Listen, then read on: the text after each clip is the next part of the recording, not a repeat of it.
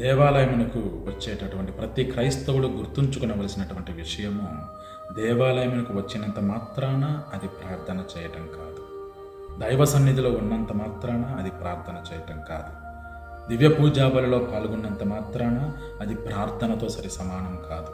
దివ్య సంస్కారములలో పాల్గొంటున్నంత మాత్రాన ప్రార్థన చేస్తున్నట్లు కాదు ప్రియులారా. ఎప్పుడైతే నీవు దైవ సన్నిధిలో మోకరించి దైవనామమును స్తుతించి కీర్తించి ఆరాధిస్తావో, ఎప్పుడైతే ఇతరుల కొరకు ప్రార్థన చేస్తావో, నేను బాగుండాలి, నాతో పాటు అందరూ బాగుండాలనేటటువంటి మంచి మనసుతో నీవు ఇతరుల కొరకు ప్రార్థన చేస్తావో, అది నిజమైనటువంటి ప్రార్థన.